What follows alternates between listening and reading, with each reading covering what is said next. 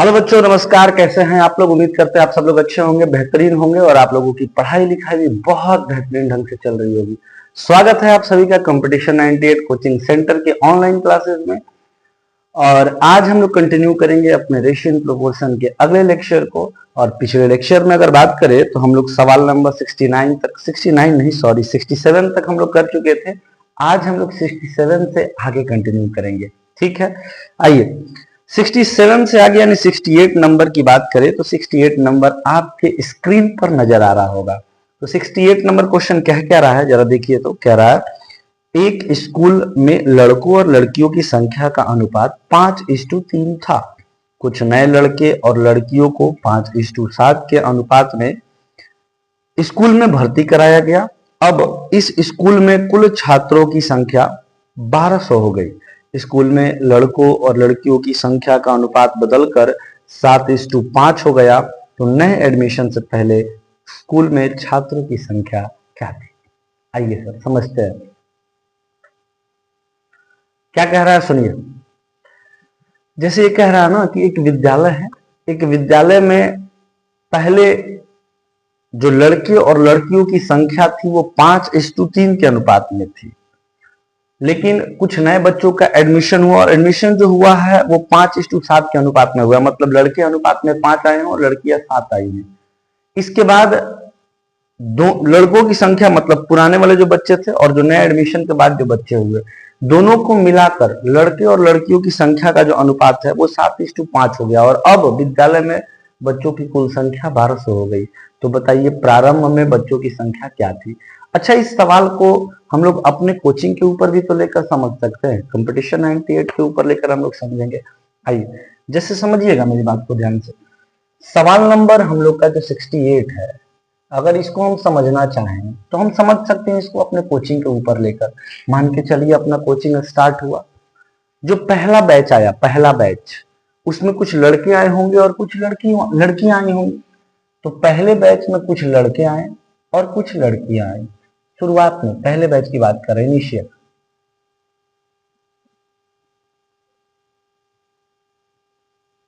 Initial initial में लड़के और लड़कियों की संख्या का जो अनुपात था वो 5:3 था। 5:3 यानी 5:3 था। ठीक है।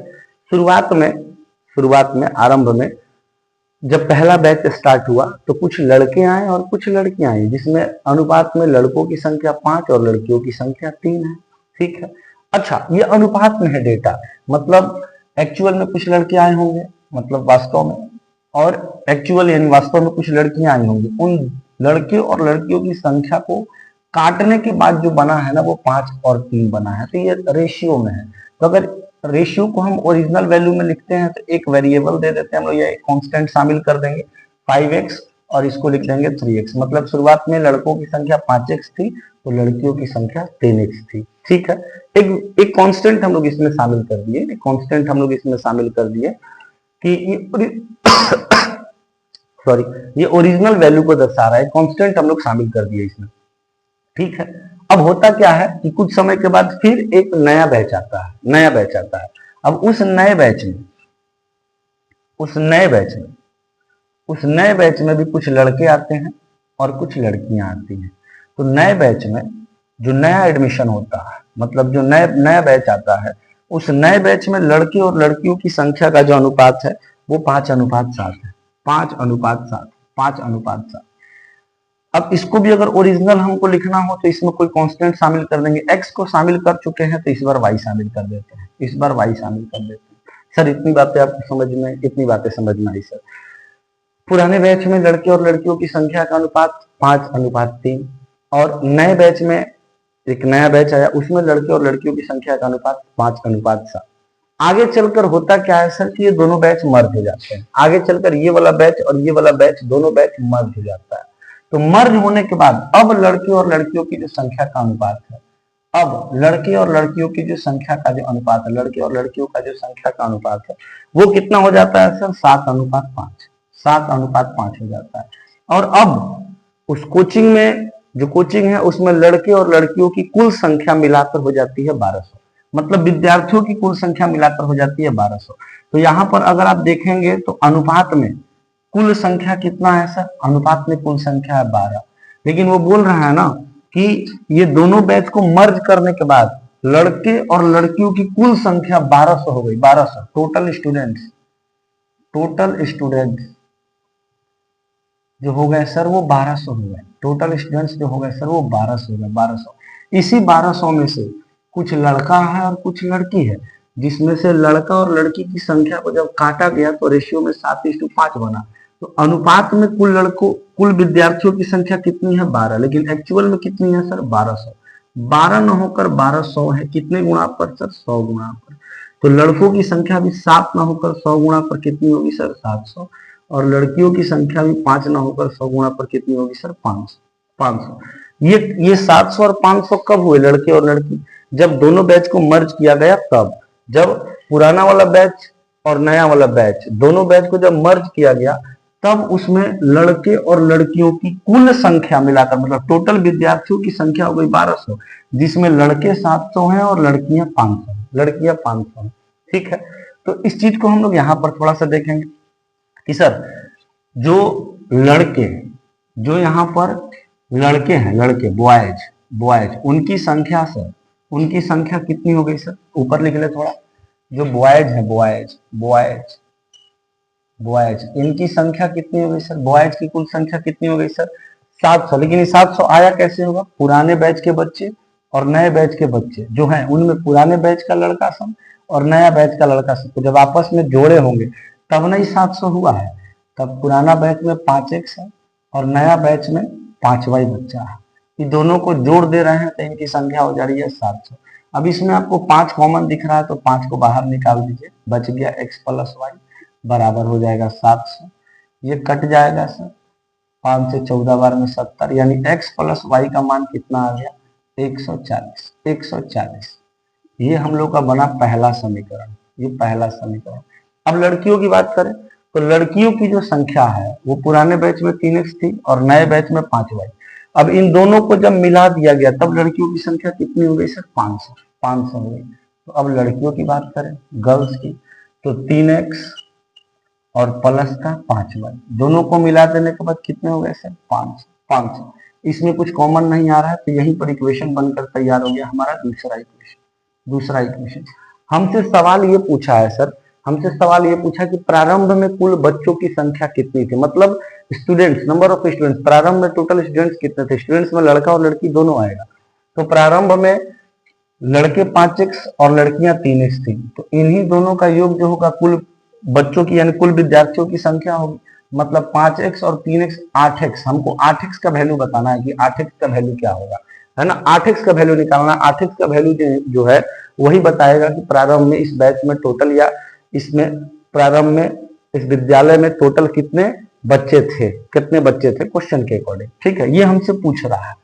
तो आइए, अगर हमको x का वैल्यू मिल जाए तो हम ये बताने की स्थिति में रहेंगे कि प्रारंभ में कितने बच्चे थे। अब यही 2 इक्वेशन है हमारे पास, इन्हीं दोनों इक्वेशन से x का वैल्यू निकालना है। तो कैसे निकालेंगे सर, देखिए, तो यहाँ पर लीनियर मेथड हम लोग लगाते हैं x का वैल्यू निकालने के लिए। x + का y बराबर 140 है। ठीक है, नीचे क्या है सर, 3x + का 5y है। सॉरी, 5y क्यों लिखे हैं, 7y ना, 7y, 7y, ठीक है, 7y, ठीक है, कोई दिक्कत ना। ठीक, तो 7y, ठीक है, 3x + 7y बराबर 5। तो ये क्या हो जाएगा सर, 7y बराबर का कितना हो गया सर, 500। ये पहला इक्वेशन हो गया सर, और ये हो गया दूसरा इक्वेशन। इन्हीं दोनों इक्वेशन को सॉल्व करके हमको x का वैल्यू निकालना है। अगर आपको x का वैल्यू निकालना है तो उसके लिए आपको y का वैल्यू उड़ाना पड़ेगा, y का वैल्यू से उड़ाना पड़ेगा। अगर x का वैल्यू निकालना है तो y का वैल्यू उड़ाना पड़ेगा, तभी तो आप x का मान बता पाएंगे। और यहाँ पर नीचे 7y है तो ऊपर भी 7y करना पड़ेगा, क्योंकि हम लोग लीनियर इक्वेशन जानते हैं क्या करना पड़ता है, माइनस माइनस माइनस, यही तो करते हैं। तो यहाँ माइनस का 7y हुआ, यहाँ माइनस का 7y हुआ, तो यहाँ पर हम लोगों को प्लस का 7y करना पड़ेगा, तब तक प्लस का 7y और माइनस का 7y कट जाएगा। तो यहाँ कैसे बनाएंगे सर, इसको भी 7y बनाने के लिए इसमें किससे गुणा करना पड़ेगा सर, 7 से गुणा करना पड़ेगा। अब 7 से गुणा करने के बाद नया इक्वेशन हमारे पास तैयार हुआ, कौन सा सर? देखिए 7x गुणा होगा तो LHS में भी होगा, RHS में भी होगा, प्लस का 7y बराबर का 140। ठीक है, अब इसमें कोई गुणा करने की आवश्यकता नहीं है, जैसा है वैसा ही रहेगा। तो यहाँ पर हो जाएगा 3x प्लस का 7y बराबर का 500 500 500। ठीक है, अच्छा इसमें भी तो गुणा होगा, 14 7 98 980 500 500 नीचे आ गया। अब इसको सॉल्व कर देंगे, माइनस माइनस माइनस। अब देखिए तो प्लस का 7y और माइनस का 7y कट गया, क्या बचा सर? 7x में से 3x चला गया, बचा 4x। 4x बराबर 980 में से 500 घटा दीजिए, 900 में से 500 चला गया 400 और 80 है तो 80, 480 यहाँ से कट जाएगा सर, कितना आ जाएगा? 120। 12 चौक 48 होता है तो 120। यहाँ से x का मान हमको मिल गया सर 120, x का मान मिल गया 120। अब यहाँ से हम लोग बता सकते हैं सर, बिल्कुल बता सकते हैं, टोटल प्रारंभ में विद्यार्थियों की संख्या कितनी थी? इस x के जगह 120 पुट करेंगे, 12 बटे 96 यानी 960। प्रारंभ में विद्यार्थियों की संख्या कितनी थी सर? 960 960 960 थी। कोई दिक्कत सर? एक बार और समझा देते हैं। चलिए, बोला है कि एक विद्यालय है, उस विद्यालय में प्रारंभ में बच्चों की संख्या 5:3 के अनुपात में थी। वही जब नया एडमिशन होता है तो अच्छा, बच्चों की संख्या जो 5:3 के अनुपात में है उसमें 5 लड़के हैं और 3 लड़कियां हैं अनुपात में। ऐसा कहा गया है कि एक प्रारंभ में एक विद्यालय में बच्चों की संख्या जिसमें लड़के और लड़कियां हैं तो लड़कों का अनुपात 5 और लड़कियों का अनुपात 3 है। फिर नया एडमिशन होता है और नया एडमिशन के दौरान कुछ नए लड़के और कुछ नए लड़कियां आती हैं, तो नया लड़का जो आते हैं वो 5 के अनुपात में और लड़कियां जो आती हैं वो 7 के अनुपात में। आगे चलकर इन दोनों को मर्ज किया गया, मतलब ये वाला डेटा और ये वाला डेटा, जो पुराने बच्चे थे और नया जो एडमिशन हुआ उन सबको जब जोड़ दिया गया तो बच्चों की कुल संख्या विद्यालय में हो गई 1200, जिसमें से कुछ लड़के और कुछ लड़कियां होंगे, जाहिर सी बात है। तो लड़कों की संख्या 7 अनुपात में और लड़कियों की संख्या 5 अनुपात में। अब हमें क्वेश्चन में डाटा दे रखा है कि कुल विद्यार्थियों की संख्या सर 1200 हो गई है पुराने और नए को लेकर, और पुराने और नए को मर्ज करने के बाद मतलब जोड़ने के बाद उसमें लड़के और लड़कियों की संख्या का अनुपात 7:5 है, जिन्हें अनुपात में देखने पर कुल विद्यार्थियों की संख्या 12 होती है। कह रहा 12 नहीं है सर, 1200 है, क्वेश्चन में दे रखा है 100 गुणा पर, तो लड़कियां भी 5 ना होकर कुल अब 100 गुणा पर 500 होगी और लड़के भी 7 ना होकर अब 100 गुणा पर 700 होंगे, 700। अच्छा, ये 700 जो लड़के हैं वो कैसे आए हैं सर? 700 लड़के जो आए हैं, पहले जो बच्चे थे वो और नया जो एडमिशन हुआ बच्चों का वो दोनों को मिला देने के बाद बच्चों की संख्या, लड़कों की संख्या 700 हुई है। तो यहाँ से हमारे पास पहला इक्वेशन आया, इसको सॉल्व करने के बाद x + y बराबर 140। ठीक है, फिर लड़कियों की संख्या कैसे है? पुराने पहले जितनी लड़कियां थी और नया एडमिशन में जितनी लड़कियां आई, इन दोनों को ऐड करने के बाद लड़कियों की संख्या कितनी आई है सर? 500। इसको हम कर दिए, ये दूसरा इक्वेशन बन गया।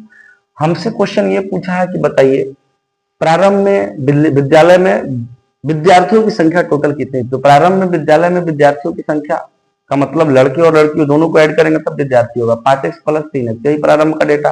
5x और 3x 8x हुआ, मतलब x का वैल्यू हमें फाइंड करना है। x का वैल्यू सर हमें फाइंड करना है, तो यहाँ से इस दो इक्वेशन से हम लोग अगर x का वैल्यू निकालना चाहते हैं तो पहला इक्वेशन है x + y बराबर 140 और दूसरा है 3x + 7y बराबर 500। हमें x का मान चाहिए तो y को उड़ाना पड़ेगा। y को उड़ाने के लिए नीचे 7y है तो इसमें लीनियर इक्वेशन लगाएंगे तो आपको पता है सर यहाँ माइनस होता है। ठीक है, तो यहाँ पर हम लोग 7 से गुणा किए ताकि ये 7y बन जाए, 7y बन जाए और 7y से 7y कट जाए। तो 7 से जब गुणा करेंगे तो LHS में भी होगा और RHS में भी होगा, तो 7x प्लस का 7y, 7 इंटू 140 980।